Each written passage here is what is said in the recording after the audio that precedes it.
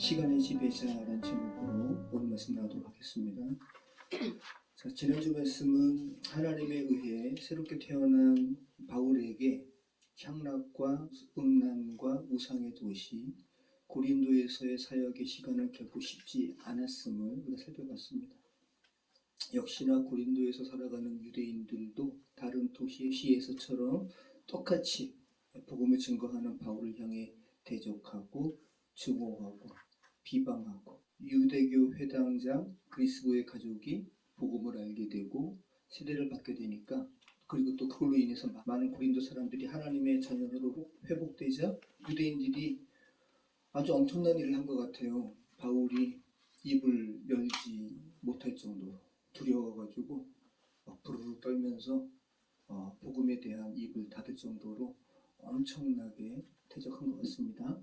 거기에 대해서 그런 상황에서 바울이 어떻게 극복했어요?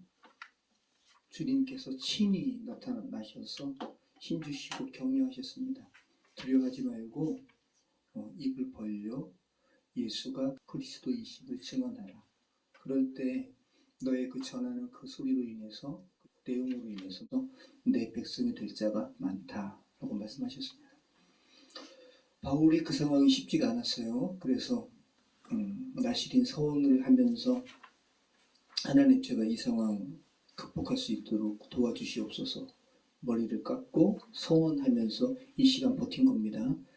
그리고 그런 결과가 오늘 우리가 읽은 본문에 나와 있습니다. 참, 복음을 전한다는 것이, 주된 세상에서 전한다는 것이 정말 얼마나 어려운 일인가를 다시 한번 생각하게 됩니다. 자, 우리 오늘 12절, 13절 말씀 같이 읽겠습니다. 갈리오가 아가야 총독되었을 때 유대인이 일제히 일어나 바울을 대적하여 법정으로 데리고 가서 말하되, 이 사람이 율법을 어기면서 하나님을 경외하라고 사람들을 권한다 하거늘. 자, 갈리오 총독이 나옵니다. 고린도가 마케도냐는 북지방이고요, 아가야는 남쪽 지방이에요. 고린도는 아주 남쪽 지역 펠로폰네소스 반도에 위치하고 있죠. 우리가 지난주에 살펴봤습니다. 이 아가야 주에 총독으로 부임한 사람이 누구예요? 갈리오예요. 갈리오는 서기 51년 7월 1일에 고린도 총독이 되었어요. 아주 정확하게 시기까지 알 수 있습니다. 그리고 갈리오는 지난주에 우리가 살펴봤죠. 브리스길라와 아굴라가 로마에서 왜 글라우디오 황제가 추방령을 내려서 그 글라우디오 황제의 친구이기도 해요, 갈리오가. 자, 그래서 이 갈리오라는 총독은 51년부터 52년까지 딱 1년 아가의 총독으로 재임했던 인물이에요. 고린도에서 약간 북쪽으로 가면 델피가 있습니다. 델포이라고도 하기도 하는데, 이 델포이 신전에서 갈리오 총독과 관련된 비문이 발견되었어요. 그래서 제가 아까 말씀드린 그 시기가 정확하게 특정이 되는 거예요. 자, 갈리오가 아가야 지방의 총독이었다는 이 시기가 정확하게 특정되면 우리가 뭘 알 수가 있어요? 바울의 연대를 정확하게 알 수 있는 기준이 되는 거죠. 그리고 나머지 바울이 아라비아에서 3년 동안 있고 이런 부분을 하게 되면 정확하게 유출할 수 있는 거예요. 자, 갈리오의 형제가 누구냐 하면 여러분이 많이 들어보셨을 철학자예요. 세네카 들어보셨죠? 세네카의 형제입니다. 세네카가 형이라고 하는 이들도 있고, 아니야 세네카가 동생이고 갈리오가 형이야라고 하는 이들도 있는데, 아무튼 둘이 형제입니다. 이 갈리오의 원래 이름은 마르쿠스 안데우스 노바투스라는 이름인데, 당시 로마는 이미 귀족 집안임에도 불구하고 더 나은 권력을 위해서 다른 권력자의 집에 양자를 보내기도 했어요. 그래서 갈리오 집안, 당시 아주 운병가 집안인 귀족 가문인 갈리오 집안에 입양되었어요. 그래서 이 루키우스, 유니우스, 안데우스, 갈리오가 된 거예요. 원래 이름은 뭐였다고요? 마르쿠스 안데우스 노바투스. 이 사람이 이제 다 우스는 다 제외하고 갈리오가 되었습니다. 갈리오 집안의 양자가 되었습니다. 이 갈리오는 스토아 철학의 조예가 깊었다고 해요. 여러분 우리 스토아 철학 얼마 전에 우리 아덴에서 바울이 논쟁했던 그저 에피쿠로스 철학자를 또 스토아 학파를 살펴봤잖아요. 자, 제논이 창시한 학파라고 하고 이게 지금 제가 이 말씀 드리는 이유가 갈리오가 오늘 바울을 고발했던 이 고발건에 대해서 바울이 해를 입지 않도록 했잖아요. 그래서 이 갈리오가 수학했던 스토아 철학 때문에 그런 거예요. 이 스토아 철학은 이 세상이 불안하잖아요. 얼마나 불안해요. 이 스토아 철학이 뭐냐면 이 불안한 세상에서 개인이 여러분 한 분 한 분이 외부 상황에 휘둘리지 않는 침착한 자신의 내적 상태에 집중함으로써 여러분의 평정을 계속 유지시키는 학파가 스토아 학파예요. 굉장히 이렇게 불안하고 막 혼란스러운 상황 가운데 이성적으로 행동하는데 주안점을 둔 학파가 스토아 학파. 그러니까 이성적으로 혼란스러운 상황을 통제해서 내적 평안을 추구하는 철학이 스토아 철학이라는 거예요. 우리 잠시 한번 사진 한번 볼게요. 이게 고린도시잖아요, 그죠? 고린도시에서 여기 포럼 아고라 있잖아요. 보이시죠, 권사님? 여기 위에 보면 연단 있잖아요. 여기 이제 베마라는 건데 높이만 한 3m 돼요. 이 위에 앉아가지고 갈리오 총독이 재판한 거거든요. 그리고 사람들이 근데 여기 물론 뭐 집 같은 것도 있었겠죠. 그건 다 허물어지고 연단만 남았는데 여기에 사람들이 유대교 회당 관련된 사람들이 바울을 끌고 와가지고 여기 앞에 세운 거예요. 그 상황을 생각해 보시기 바래요. 몇십만 명이 살았던 고린도예요. 그림이 이렇게 귀엽다고 해가지고 마을이 아닙니다. 생각을 하시기 바래요. 배마 유적이 지금도 있는데 이렇게 돼 있어요. 이렇게 남아 있어요. 이 위에 있는 게 뭐라 그랬죠? 아크로코린트. 아크로코린트는 그러니까 워낙 그 도시에서 500m 위에 있으니까 어느 상황에서 다 보이는 거죠. 자, 한번 상상해 보시기 바래요.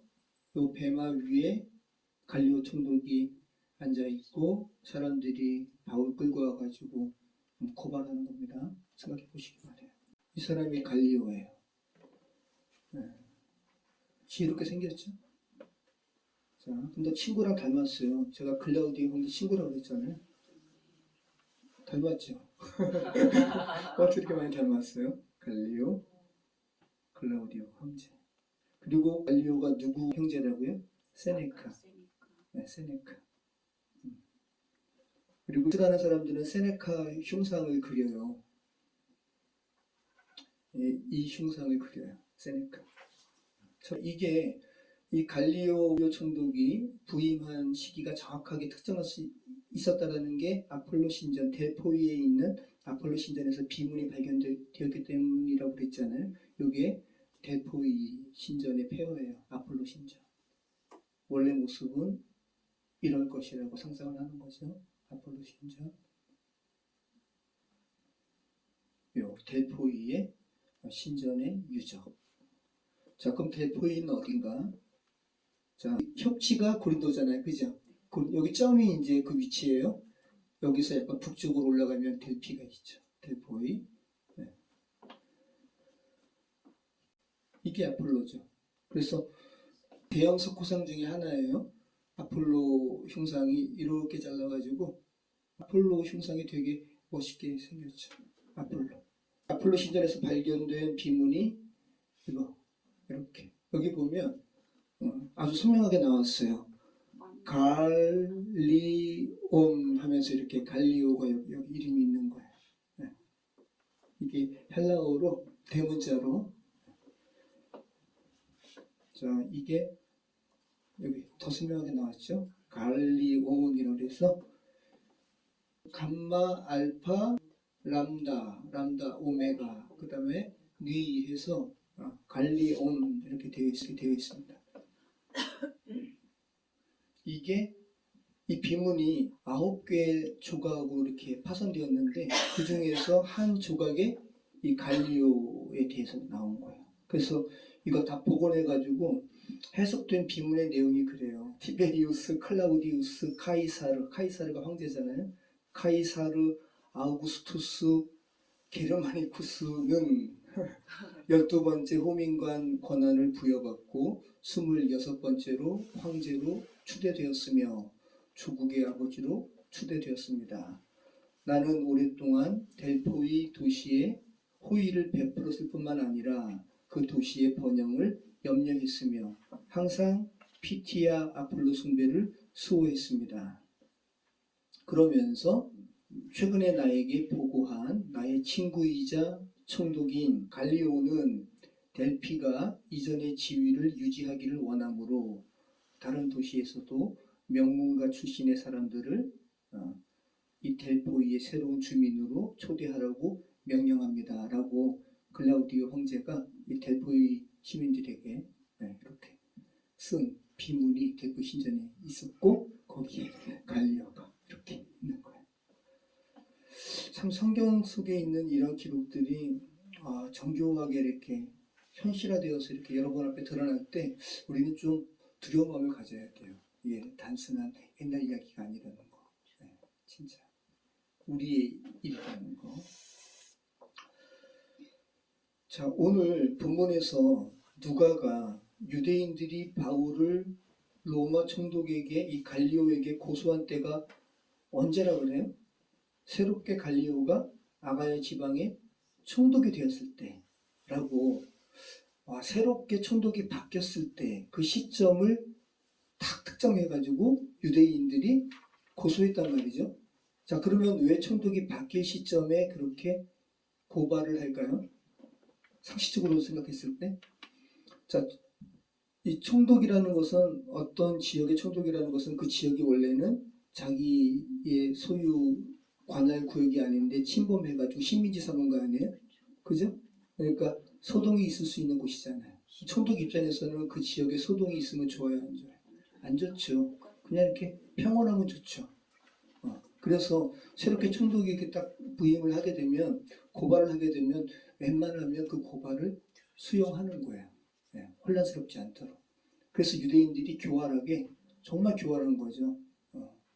이 바울이 복음을 증거함으로 말미암아 유대인들도 그리스도를 믿게 되고 또 이방인들도 그리스도를 믿게 되는 이 상황이 너무 싫은 거예요. 그러다가 새롭게 총독이 부임한 것을 다 기점으로 해가지고 바울을 끌고 온 건데, 여러분 이렇게 바울 그냥 단순하게 이렇게 끌고 왔다고 문장으로만 보지 마시고 상상을 하실 수 있는 거예요, 그죠?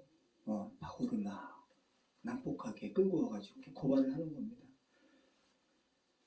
자, 그러면서 뭐라고 고발합니까? 말하되 이 사람이 율법을 어기면서 하나님을 경외하라고 사람들을 권한다 하거늘.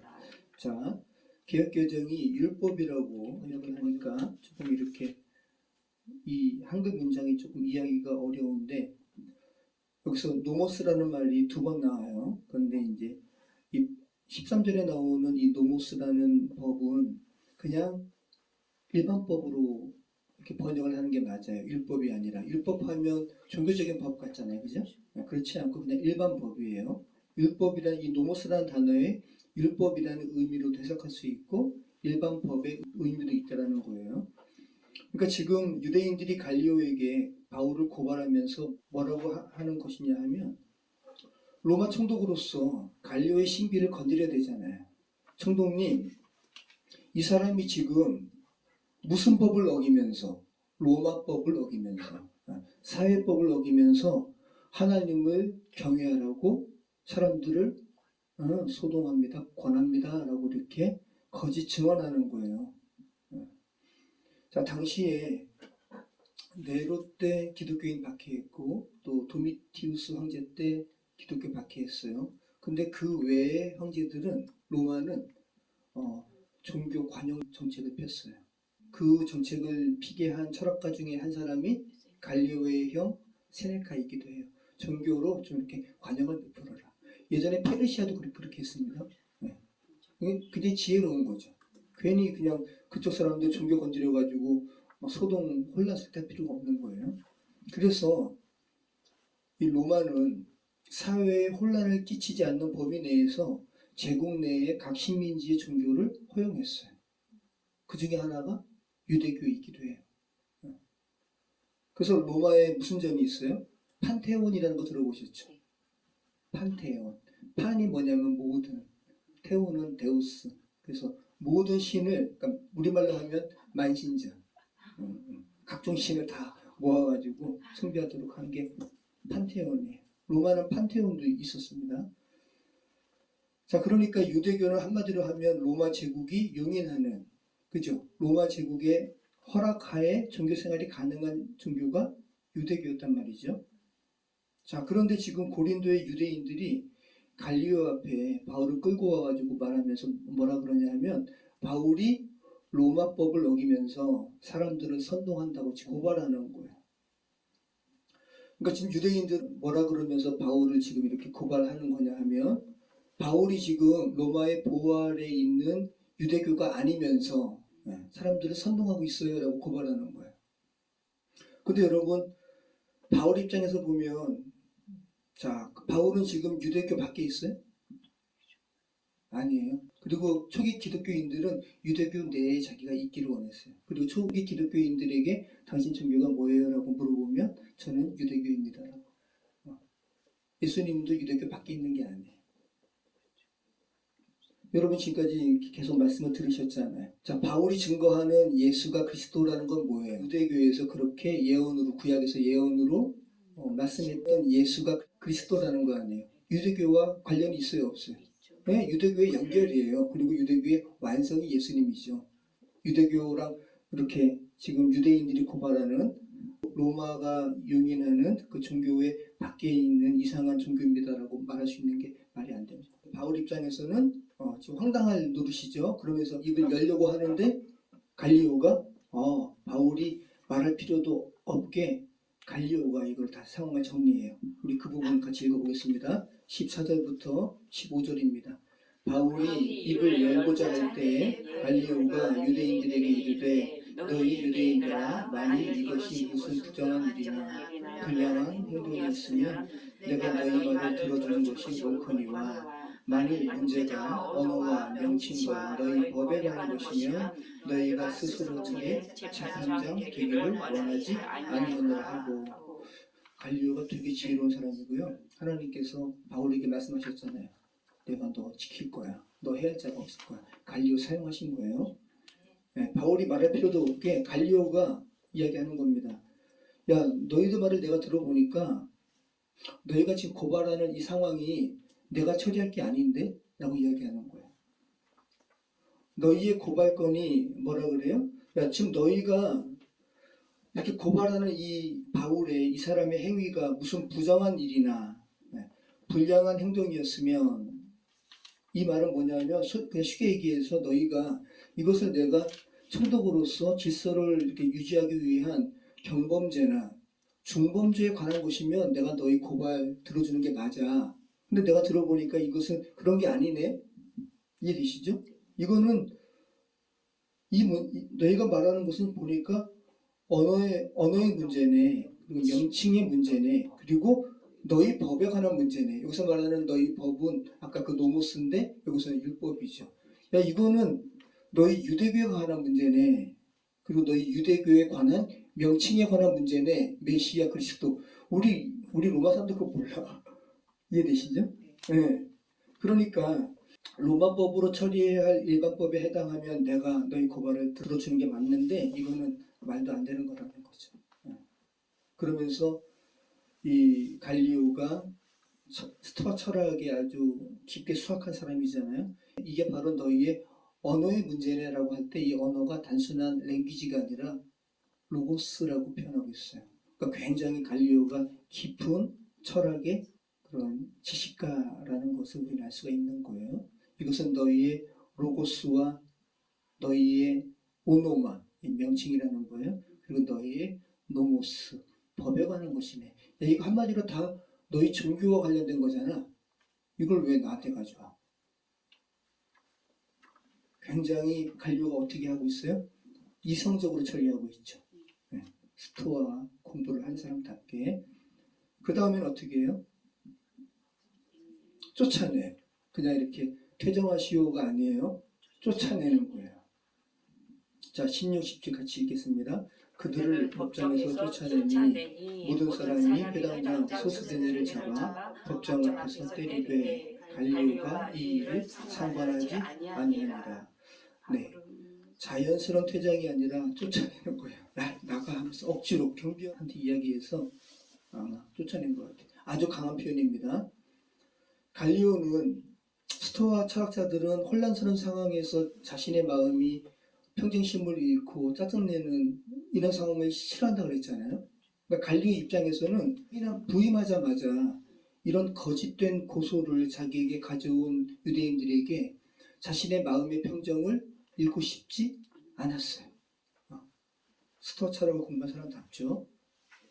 그래서 갈리오가 굉장히 잔잔하게 설명을 했잖아요. 그럼에도 불구하고 유대인들이 소동했나 봐요. 아닙니다. 총독님. 그러니까 갈리오가 그 행간을 다 이렇게 여러분이 상상하실 수가 있는 거예요. 참다 못해 쫓아낸 거예요. 자, 그 다음에 17절 말씀이 좀 독특하죠. 모든 사람이 회당장 소스데네를 잡아 법정 앞에서 때리되 갈리오가 이 일을 상관하지 아니하니라. 자, 회당장 소스데네는 바울의 전도로 인해서 그리스도인이 된 회당장은 누구였죠? 그리스도. 그죠? 그러니까 그리스도가 그리스도인이 되니까 유대인들이 더 이상 회당장 일을 못하도록 한 것 같아요.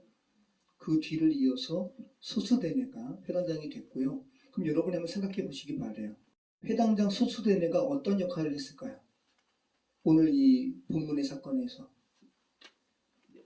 회당장 소스데네가 주동이 되어가지고, 그죠? 바울을 끌고 갈리오를 고소한 거예요. 그죠? 그래서 아주 사람들이 봤을 때는 소스데네가 바울을 고발하는 아마 아주 핵심적인 인물로 보였을 거예요. 이해되시죠? 자, 그러면 이 소스데네를 때리는 사람들은 누구예요? 로마의 군인이 왜 때려요? 모든 사람인데 여기서 말하는 모든 사람은 누구예요? 그래서 어떤 사람은 이 유대인들이 자신들의 이 고발이 무산된 걸로 인해서 소스데네가 일처리 못했네 라고 해가지고 이렇게 때렸다고 하는 일도 있는데 그렇지 않아요. 여기서 이 모든 사람은 뭐냐면 헬라인 유대인을 막 낳은 거예요. 자, 헬라어는 정확하게 지칭을 하게 되면 그것 하게 되면 관사가 있어요. 여기서 만약에 모든 사람이 유대인이라면 바로 그들을 법정에서 쫓아내니 할 때 이 그들은 누구예요? 유대인이죠. 이 유대인을 지칭하는 그 모든 사람 하면서 정관사가 붙었을 거예요. 호라는. 그런데 정관사가 없어요. 그러니까 일반 사람들인 거예요. 그래서 당시에 유대인들이 좀 많이 배척당하기도 하고 좀 많이 이렇게 각 나라별로 막 그런 게 있었잖아요. 당시에도 아마 유대인과 이방인들 간에 뭔가 이렇게 그런 게 있었나 봐요. 그래서 헬라 사람들을 가만히 보니까 유대인들이 또 뭘 또 하네. 근데 어떤 한 사람을 끌고 와가지고 여러분 바울은 건장한 사람이 아니에요. 좀 이렇게 많이 고난받은 사람이잖아요. 이 사람을 막 난폭하게 끌고 와가지고 소동 일으키면서 갈리오 앞에 이렇게 고발하는데 그걸 구경한 거죠, 다 사람들이. 그런데 갈리오가 이거는 무죄도 아니죠. 기각이에요, 기각. 이건 내가 할 거 아니야. 그냥 이렇게 가 그러는데 아니 그냥 데리고 나가라고 하는데도 말을 안 듣고 막 그러니까 쫓아내는 이 상황이 보면서 그리고 한 사람을 많은 사람들이 막 억압스럽게 하는 게 이 사람들도 보기 안 좋았나 봐요. 그러면서 대표격으로 보이는 소수대내를 구타하는 거예요. 자, 그런데 그러면 같이 이렇게 동조했던 유대인들은 왜 그래 하면서 자기 회당장 소수대내 보호해야 되는 거 아니에요. 근데 너무 많은 사람들이 그래 버리니까 유대인들도 피해버리고 어쩌면은 자기는 아닌 척하면서 헬라 사람들한테 같이 이렇게 합류해가지고 소수대내 그렇게 힘들게 했을지도 몰라요. 그림이 그려지시죠. 네. 자, 그런데 누가가 어떻게 이렇게 소수대내의 이름을 이렇게 분명하게 기록을 할까요? 소수대내가 이러한 일련의 과정을 거치면서 그리스도인이 된 것 같아요. 소스데네가 또 어디 나와요?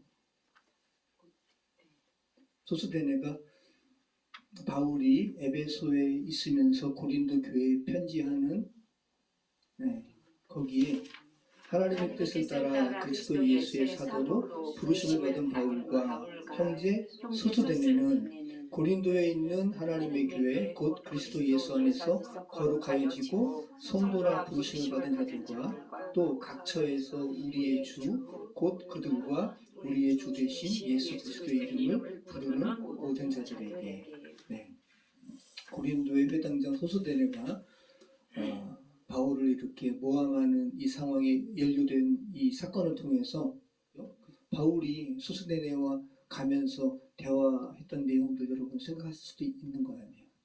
바울이 그랬을 거 아닙니까? 소스데네요. 갈리오가 이야기하기 전에 내가 하고자 하는 말이 갈리오가 그러지 않았어. 이것은 너희의 명칭과 너희의 언어와 너희의 법에 대한 문제 아니었냐고. 그래요, 맞습니다 하면서 자기가 그죠? 예수는 유대교에서 그렇게 악망하고 고대했던 메시아입니다라고 그죠? 말하고 또 소스데네는 성령의 감동으로 또 하나님의 사람으로 회복되었음을 생각할 수 있는 겁니다. 자, 우리 18절 우리 한번 같이 읽어보겠습니다. 바울은 더 여러 날 머물다가 형제들과 작별하고 배 타고 수리아로 떠나갔으니 브리스길라와 아굴라도 함께하더라. 바울이 일찍이 서원에 있었으므로 갱그라에서 머리를 깎았더라.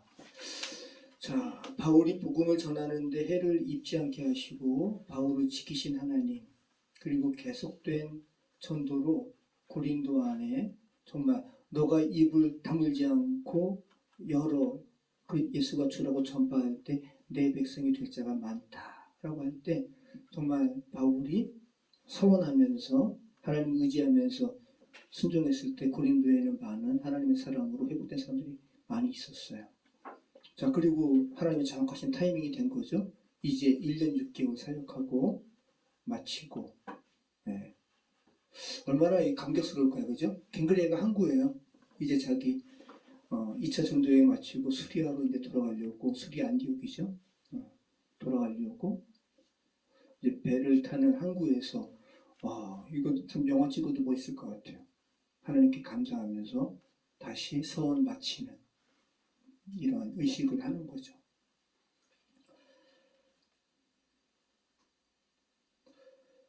자, 바울이 고린도에서 이제 수리아 안디옥, 물론 수리아 안디옥 가기 전에 예루살렘으로 올라가서 또 성경 보고하고 또 다시 이제 수리아 안디옥으로 데려가죠. 그러면서 본격적인 이제 에베소를 잠깐 들리거든요. 근데 에베소는 지금은 잠시 들리고 지금은 배 타고 들리고 그 다음에 3차 전도 본격적인 전도 여행 때는 내륙으로 갑니다. 에베소. 고린도에서 에베소는 100길로 220km예요. 당시의 배로 한 사흘 내지 나흘 걸리는 그런 거리였다 그렇고 당시의 배싹이 여러분 어떻게 될 것 같아요? 그냥 버스비일까요? 엄청난 금액인 거예요. 그리고 당시에 지금 이 브리스길라 아굴라 부부도 함께 하잖아요. 그리고 바울도 홀로 있는 게 아니에요.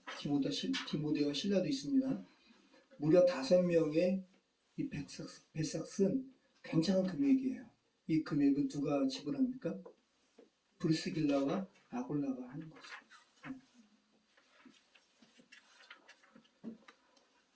자, 에베소 교회는 어디서 모였는 줄 아세요? 당시에 가정교회라고 그랬잖아요. 에베소 교회는 브리스길라와 아굴라 집에서 모였어요. 아마 고린도 교회도 초기에는 아마 브리스길라와 아굴라 집에서 모였을 가능성이 많아요. 자, 에베소에서 고린도 교회로 보내는 편지가 고린도 전서입니다. 우리 한번 고린도 전서 한번 볼게요. 고린도 전서 16장 19절. 아시아의 교회들이 너희에게 문안하고 아굴라와 브리스가와 그 집에 있는 교회가 주 안에서 너희에게 간절히 문안하고 지금 이게 바울이 에베소에서 쓴 거예요. 그러니까 지금 고린도 교회에 있는 교회들에게, 그죠? 지금 안부 편지하는 거잖아요. 자, 고린도 교인들이요, 당신들이 모르는 아시아에 있는 교회들이 당신들에게 문안합니다. 왜? 우리는 그리스도 안에서 형제니까. 그리고 여러분들이 잘 아는 브리스길라와 아굴라도 여러분에게 문안합니다. 그리고 브리스길라와 아굴라의 집이 가정교회가 되었습니다. 그 교회에서 모이는 성도들도 여러분에게 뭐합니다? 문안합니다. 자, 브리스길라, 아굴라. 지난주에 우리가 잠시 살펴본 것처럼 브리스길라와 아굴라는 그리스도인으로서 본업과 부업이 너무나 분명한 사람이었어요. 자, 보세요, 여러분. 브리스길라와 아굴라가 로마에서부터 그리스도인이었어요. 로마에서 고린도로, 지금은 또 어디로? 에베소로. 그럼 나중에 다시 또 로마로 가요. 로마에서 또 교회 역할을 하는 거예요. 그 다음에 또 에베소로 또 가요. 자, 브리스길라와 아굴라는 사업하는 사람이잖아요. 그러니까 정확하게 비즈니스 선교사라는 정체성이 너무 분명한 거죠. 정말 너무 대단한 거. 자, 로마서 16장 3절 말씀 보면 브리스길라와 아굴라가 이제 바울이 이제 로마에 가기 전에 바울이 올 것을 미리 예비했던 역할을 했습니다. 우리 한번 읽어볼게요. 로마서 16장 3절.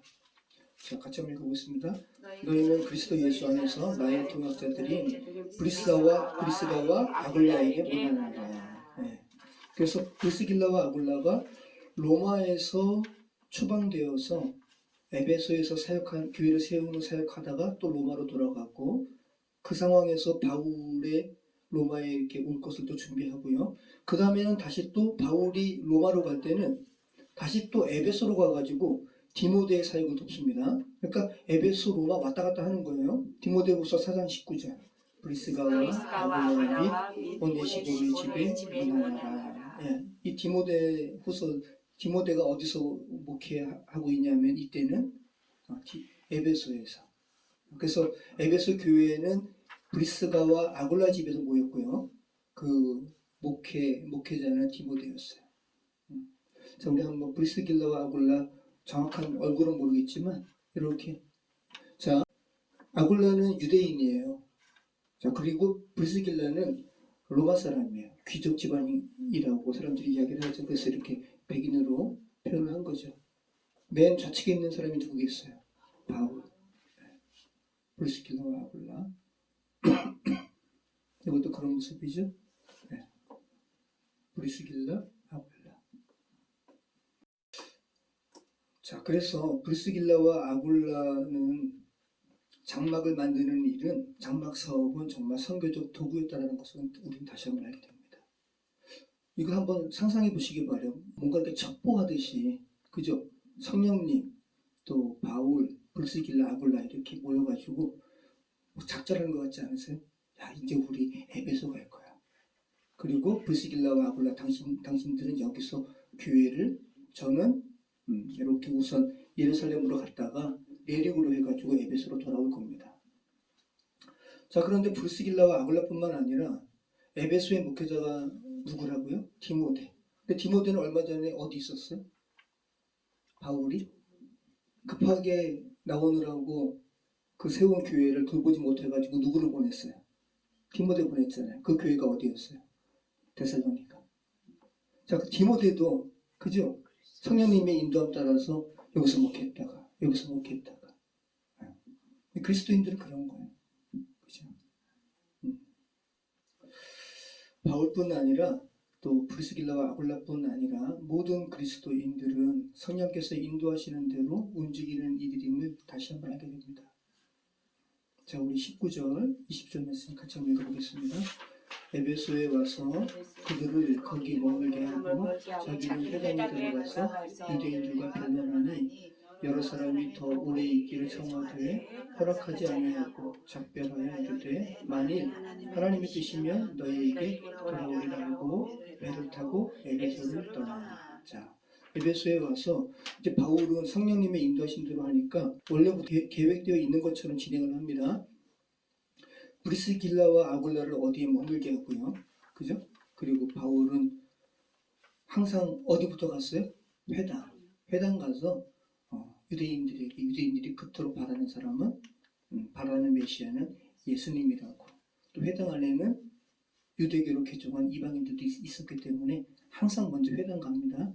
회당 가서 지금까지 했었던 것처럼 복음에 대해서 변론하니까 사람들이 더 오래 좀 있어서 더 복음을 좀 가르쳐 주십시오라고 이야기하는데 허락하지 아니하고, 이건 바울 개인의 이제 의지가 아니에요.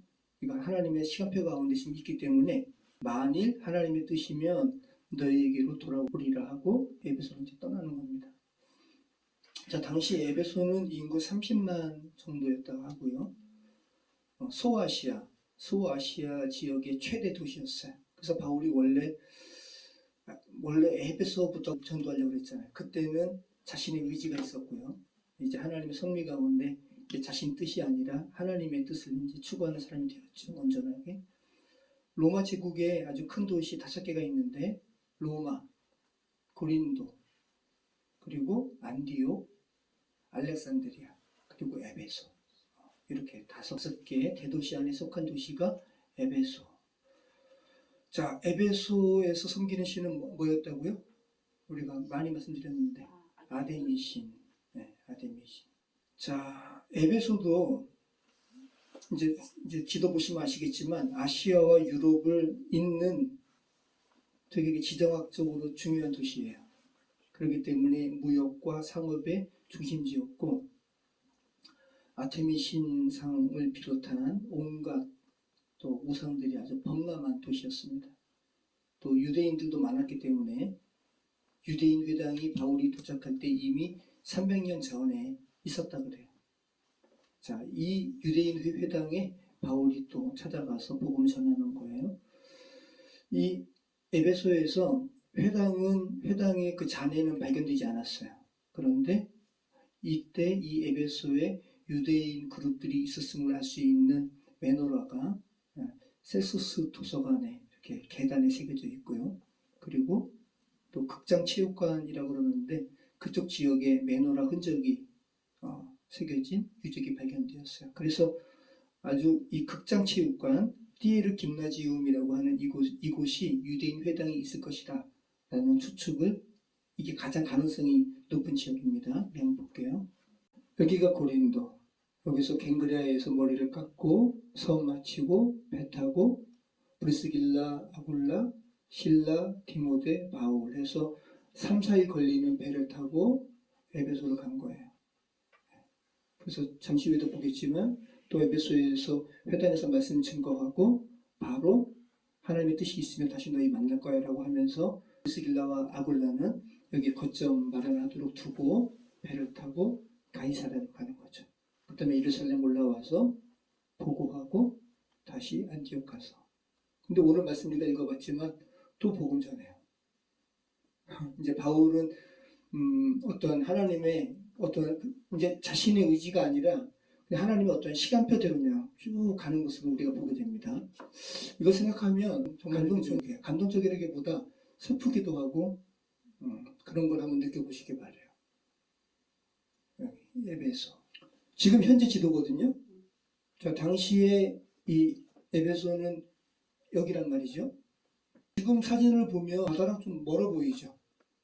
이게 어떻게 항구가 될 수 있지? 그죠? 근데 당시에는 좀 이따 제 그림 보여드리면 알겠지만 에베소가 예전에는 바다의 항구 지역이었는데 계속 퇴적돼가지고 내륙이 된 거예요. 그래서 지금은 이제 내륙 안에 되었지만 실제로는 당시에 배가 여기까지 왔다고요. 세수스 도서관은 바울 시대에는 없었어요. 그 바울이 두란노에서 말씀 증거하잖아요. 그 두란노 서원이 있었던 자리가 세수스 도서관이라고 추정을 해요. 이렇게 내륙 항구. 그래서 이렇게 배가 여기까지 들어와서 케이스터 강 통해서 배가 들어온 거예요. 그리고 여기가 다 이렇게 아주 번화한 도시가 된 거죠.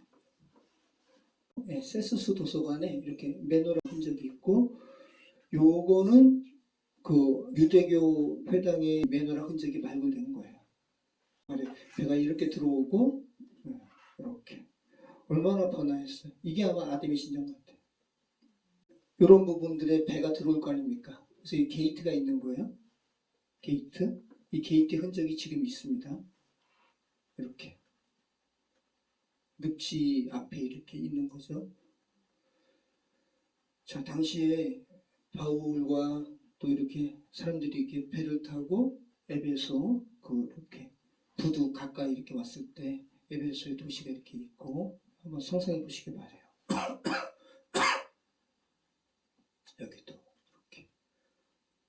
자, 이것도 그 항구 게이트의 잔의 흔적들. 자, 다시 한번 보시기 바래요. 여기 이렇게. 이거는 대극장. 에베소의 대극장이 이렇게 커요. 가장 커요. 그 로마 제국의 원형극장이 도시마다 있는데 에베소의 원형극장이 가장 큽니다.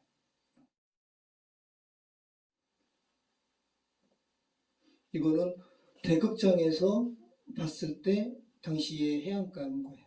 지금은 여기가 이제 늪지로 바뀐 거죠. 지금 모습으로 보면 이게 대극장이고, 자, 지금 모습으로 보면 이게 대극장인데 이쯤 지역이 부두였다는 거죠. 이거는 해안길, 당시에 부두로 가는 해안길이에요.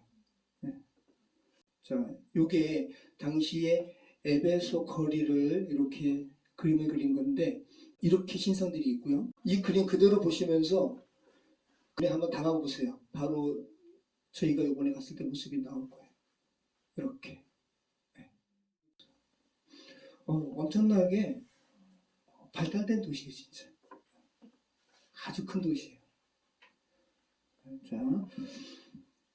자, 바울은 에베소에서도 역시나 유대인 회당에 들렸다는 겁니다. 그리고 에베소에서 유대인들에게 아주 호의적인 회당 안에서 반응을 얻었지만 성령님의 이끌림을 받아서 이제 하나님 허락하시면 다시 올 거야 라고 하면서 예루살렘으로 가는 거예요.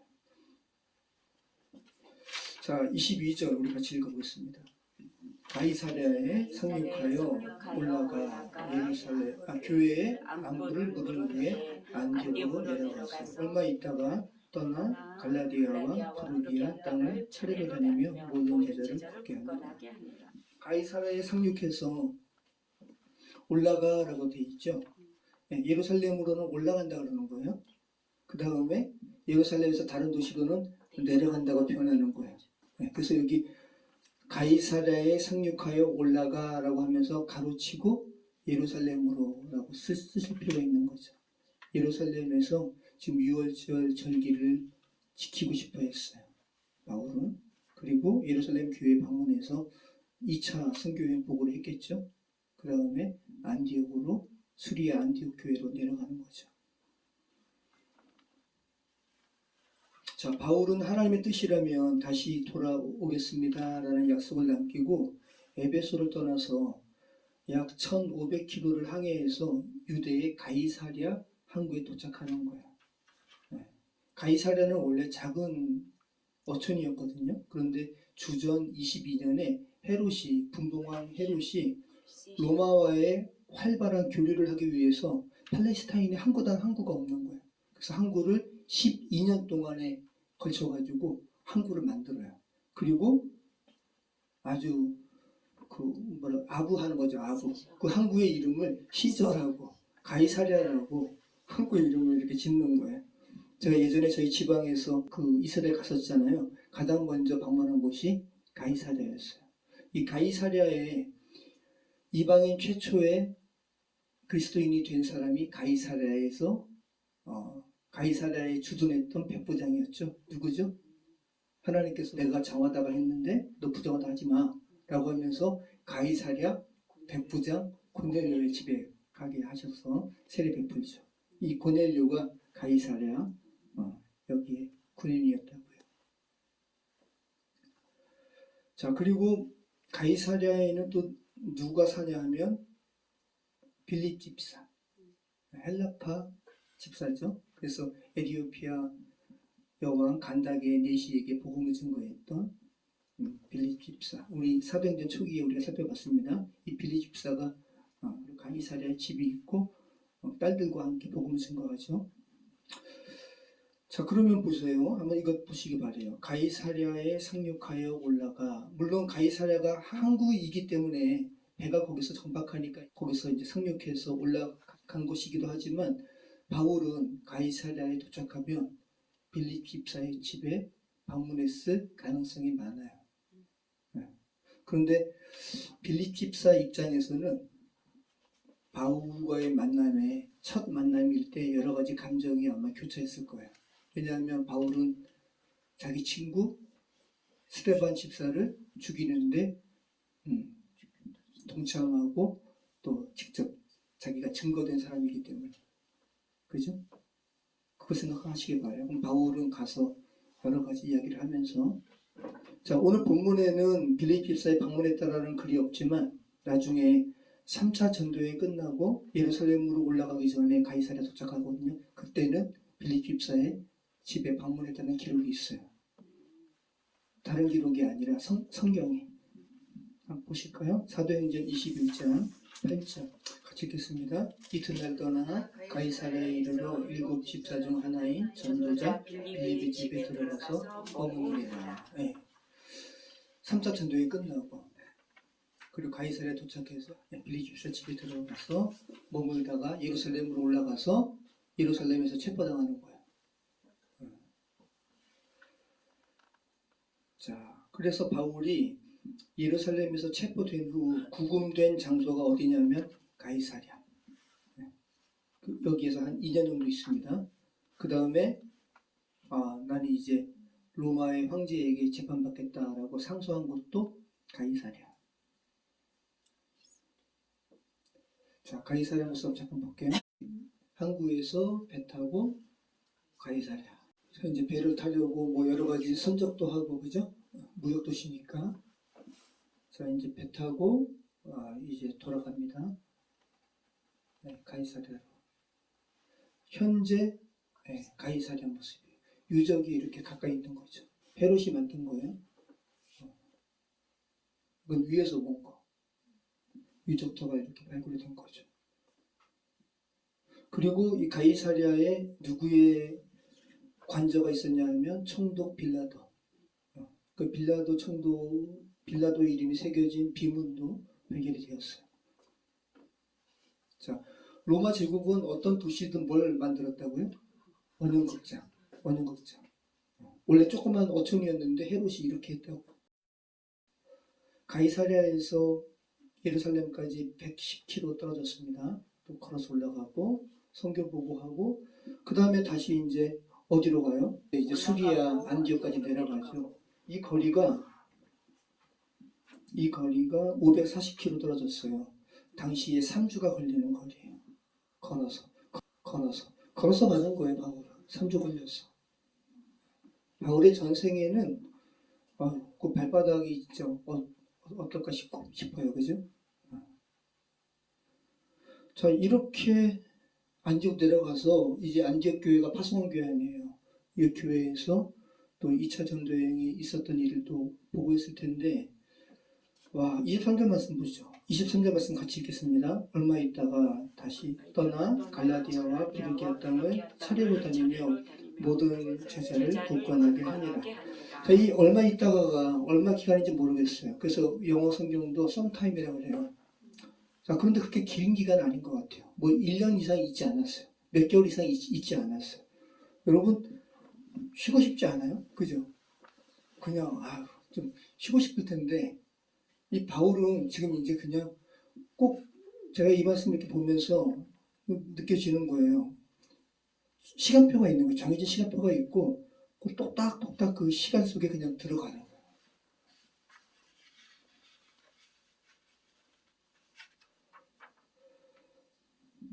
자, 바울은 에베소에서 잠시 머물 때, 난 여기 지금 현재 상황은 잠시에 머무는 상황이라는 걸 이제 알았어요.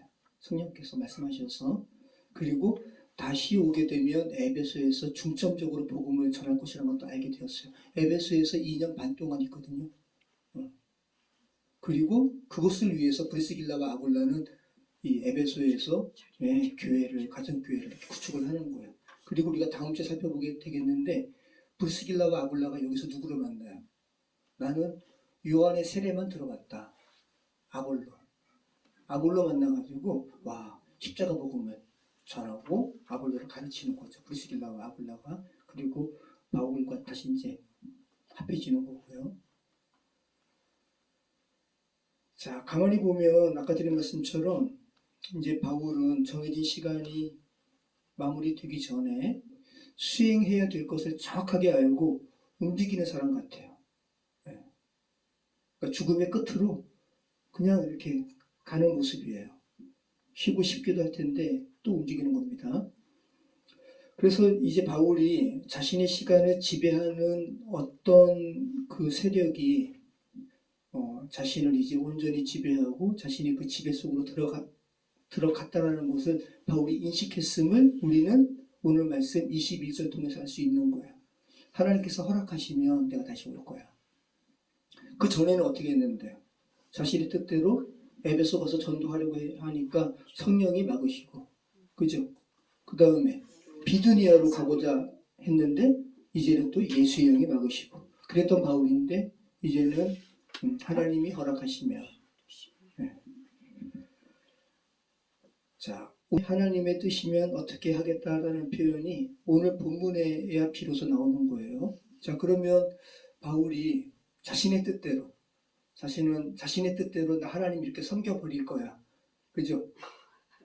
가말리엘의 문화로 나 예수 그리스도 믿는 사람들 내가 잡아서 가둘 거야 하면서 다메섹 도상 청년 바울이에요. 이때 몇 살이냐면 30살.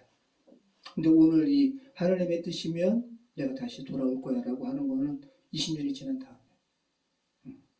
여러분, 그리스도인 되신 후에 지금 몇 년 되셨어요? 여전히 내 뜻대로. 그죠? 근데 바울도 20년 걸렸어요.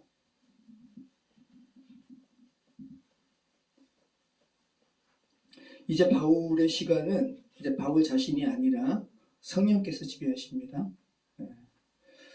여러분, 잠시 한번 여러분의 시간을 한번 시간 생각해 보시기 바래요.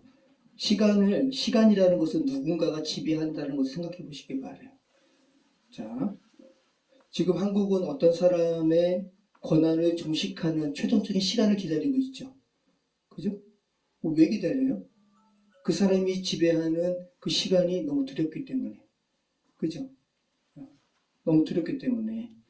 이미 직무 정지인 상태지만 최종적으로 헌법재판소에서의 결정을 그래서 기다리는 거예요. 그 시간이 싫으니까, 두려우니까, 끔찍하니까.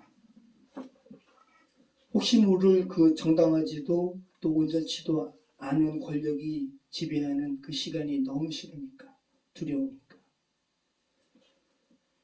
자, 바울의 말로 표현한다면 그런 거죠. 바울이 이제 예수 그리스도를 안 이후에는 예수 그리스도를 알기 전에 모든 것들은 뭘로 여긴다 그래요? 배설물로. 야, 내가 예수 그리스도 몰랐을 때 내가 추구했던 명예, 학식, 나 이제는 다 배설물로 여긴다? 똥으로 여긴다. 그죠? 아주 고급스럽게 표현해서 배설물이죠. 바울이 예수님 정말 만나니까 그 전에 자기가 추구했던 것이 정말 배설물인 거예요. 자, 그러면 여러분, 바울은 아마 이제 분명할 것 같아요. 내가 예수 그리스도의 지배하에 있지 않고 내 인생의 시간을 내가 지배한 채로 나는 내 인생 끝까지 살아갈 거야. 바울이 이것을 생각한다면 바울은 아마 소름 끼칠 거예요. 그게 얼마나 끔찍한 것인 것을 알기 때문에. 여러분 한번 곰곰이 생각해 보시기 바랍니다. 여러분의 삶의 시간을 여러분이 스스로 지배했을 때 결과는 어땠어요? 끔찍했습니다.